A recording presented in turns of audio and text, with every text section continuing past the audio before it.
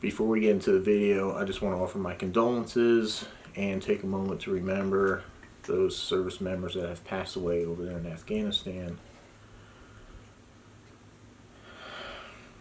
This is a very unfortunate event. I have my opinions on stuff going on over there, but I won't get into that here. It's a surefire way to draw unwanted attention to your channel and that, but politics aside and all that, let's just remember these brave people that have passed away and now will be coming home in a flag draped coffin. Those of you that have been around the channel know that I've enlisted in the Army twice. My second enlistment was for flight school, and after graduating warrant officer school, there was a, they called a training bubble because of either instructor pilots or aircraft shortages. There was a time, a couple months before we actually started flight school, plus when I was actually in warrant officer school, is when 9/11 happened, 9/11/2001. I was actually in school at the time. So there was a push to get the branch officers over to warrants through flight. So we had a training bubble anyhow. I had the distinct privilege of being on a funeral team and presenting flags. It's not something that anybody wants to do, but it is, you know, a privilege to go ahead and do that for the family, to fold the flag and present that flag to a family. I mean, like I said, it's nothing anybody wants to do, but to be able to perform that service was an honor. And it's, I hate that there's going to be a funeral team dispatched to have to perform many of these, and I only fear it's going to get worse before it gets any better over there. So let's just keep all of our service members in your prayers over there. Let's hope for a quick resolution to this. Let's hope that we get our citizens out of that country, and those brave, I mean super brave interpreters. You guys have to understand what these interpreters put themselves, they put their lives on the line literally to help our troops go over there. And if anybody interrogates locals and they point them out, I mean, you've seen that these people over there, they don't care. They'll take your head off and shoot you in a heartbeat. You're not dealing with, like, basically rational people. So these interpreters, we owe them that to get them out of them and their families. We also have our citizens. So let's hope for a quick and safe outcome to all this. So let's just take a moment, remember that, and we'll get on to the video. Good morning, everyone. Welcome back to the vlog. We are still camping here in Demopolis, Alabama. We're about to head home, start tuning on Project Z28.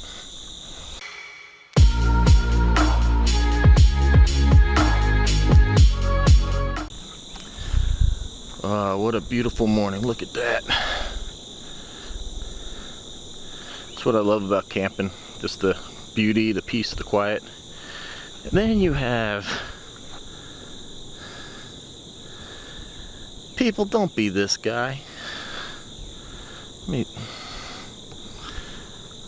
okay, so he's got a light up here in the tree. He's got the whole thing lit up in lights. He's got the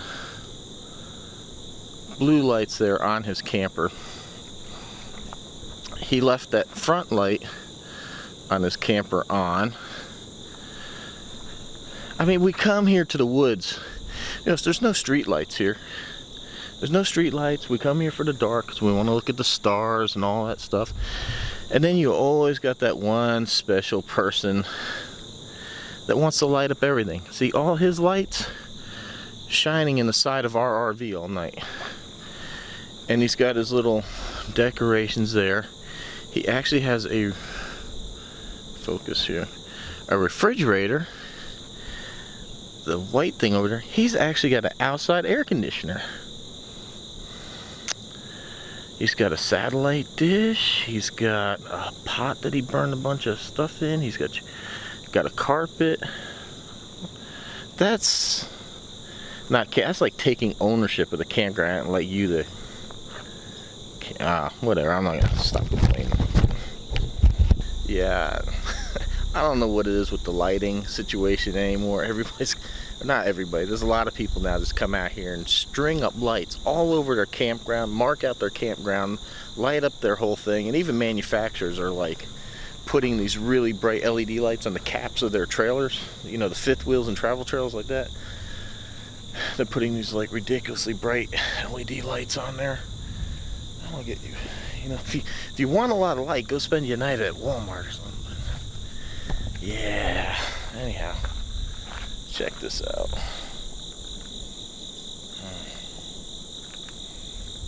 So it's nice. We're the only site in this loop that actually has a private deck area. So this is kind of nice. So, alrighty. Well, I'm gonna go ahead and enjoy my cup of coffee, take in the scenery, and then we're gonna pack this heavy Chevy up, get home. Brian sent me a new tune. Hopefully this is gonna work. I'm excited. So we'll see you at the house. And we're back from camping. I got the new tune flashed into the chip here. Oh, fingers crossed that this one's gonna work. I hate doing this when the wife's home, because then it leaves me like very little room to get in and out of this big two-door. Alright, let's get the laptop fired up. I don't want to jinx it, but every time it's read, that started out as 9. Every time it didn't read, this started out as 11. See, this is wideband AFR, because that's the AFR. Wow, it's dark in here. Alright, let's start. Oh, I gotta turn this thing on. Alright guys, fingers crossed here.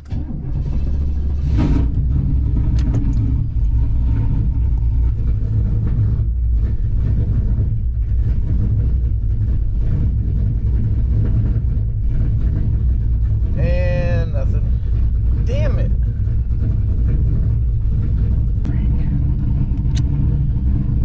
Alright, well,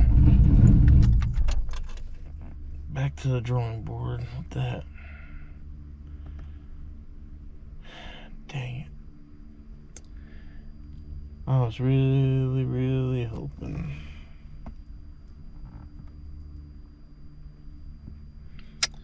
Alright, I think I'll send Brian the bad news. Now, sorry for the poor lighting, but as you know, I'm going to LS Fest and I have a little bit of a dilemma here. Well, the GTL's got an LS, but it's kind of down with the rear wheel bearing. So now I have the Camaro, although that's an LT1. They are welcome at LS Fest because they're LTs. I have the Chevy SS, which of course has an LS. And then I have this, which just has an Ecotec. Little Ecotec 4. Now, the dilemma that I'm looking at is, it's about, this is easy math, say 1,000 miles for me, round trip. Round trip, 1,000 miles.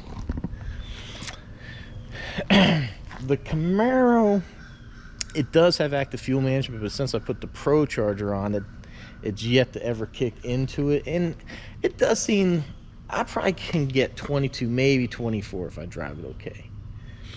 The SS will get 20, give or take, if I drive it okay. And that's the key word. If I don't have some moron in a Toyota Corolla blow past me at 90 and I feel like hurting their feelings with a big 4-door or blowing the Pro Charger on them, then I can get myself in trouble. Then there's the Cruise. This guy here will get about 35. I can probably even get close to 40 if I just set the Cruise at about 70, 72, and there's not a lot of hills. I mean, this car's turbo. It doesn't really struggle up the hills like the HHR does, or did. So I have a decision I have to make. Which car do I bring to LS Fest? Which car do I bring? Initially, I was dead set on the SS. But then I started thinking, well, the only thing I'm going to do is park in the parking lot. And it's going to be sitting in the parking lot. Maybe get door dinged, which I don't want any of my cars getting door dinged, but I definitely don't want the SS or the Camaro, which I've brought the Camaro to Camaro Fest. And honestly, I don't want to drive that car that far. That suspension beats the living hell out of me. I don't have magnetic ride on that car. The SS does have mag ride, and it rides fairly well. It rides really nice. It's a big, heavy car. It goes down the road, and you can put it in performance mode, and it tightens the shocks up, and it does handle pretty good. I can come off the interstate pretty fast and that, and you know, I can just put it in tour mode, and it rides nice. The Cruise has no modes. It's not probably as comfortable as the SS as for legroom stuff, but you're talking probably 15 more miles to the gallon. So I've done the math, and at $3 a gallon, I think the SS was going to be about 150. I figured that 23 for the Camaro would run me about $130, and it's going to run me about, what, $80 to run the Cruise. So it's going to cost me almost twice as much to run one of my LS LT cars. Decisions. I'm probably going to take the Cruise because gas has just gotten crazy, and I'm not even sure how much it is up in Kentucky and all that. It might be a little bit cheaper than here, but especially when you're buying gas off the interstate, it tends to be expensive. So I don't know. I think the Cruise is probably going to go to Kentucky. Let me know what you think. What would you do? 20 miles a gallon or 35? I mean, I've gotten up to 44 on this car, but that was going easy. I mean, I was going like 60 down the interstate, and not, which I probably won't do on the way up there. It'd be daytime, but let me know what you think. All right, everyone. Special treat for you. We got the SS now. We're heading to Cars and Coffee, and I hope to actually film some stuff today. Sorry, I just went to a car wash and I totally forgot to film me washing the car.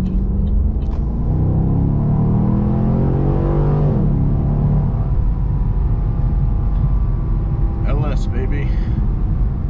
Alright, let's go check out some cars.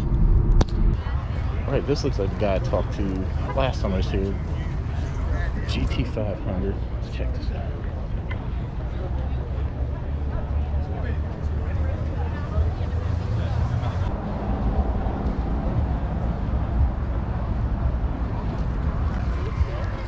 I don't imagine this is very legal.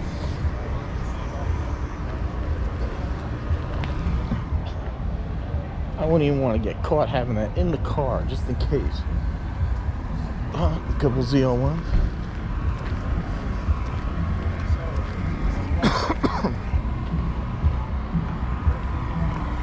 It says 8.1 liter. Something's going on there. There's something you don't see every day in Edsel. Look at that thing.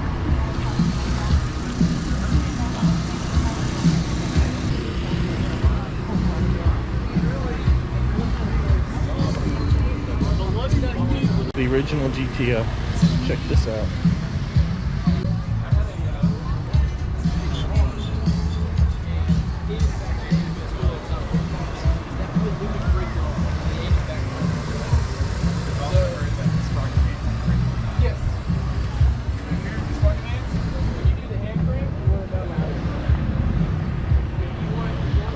See, that's what I was talking about. People said the GTO should look more retro. I mean, would you made it like that?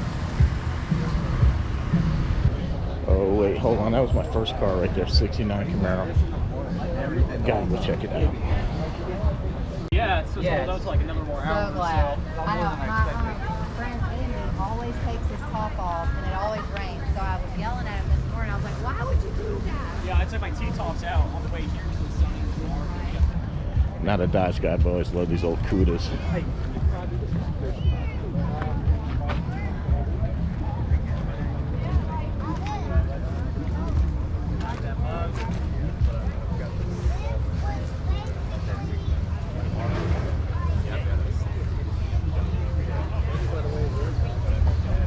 so similar to the Camaro, the body lines. If you compare the back pillars, and that basically the pony cars. Let's first look at a C8 up close. Should be interesting.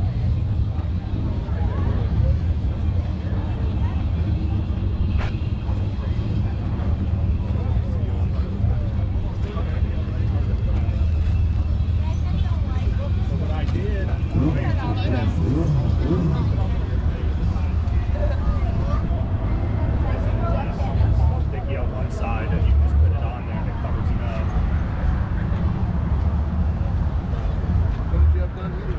Oh, that door seal plate. If you look at one of the other ones, it's like a silver.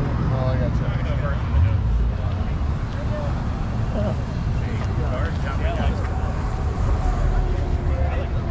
That's street page. Not being a good friend. Check it out. It's the LS powered mail truck. Nah, just kidding.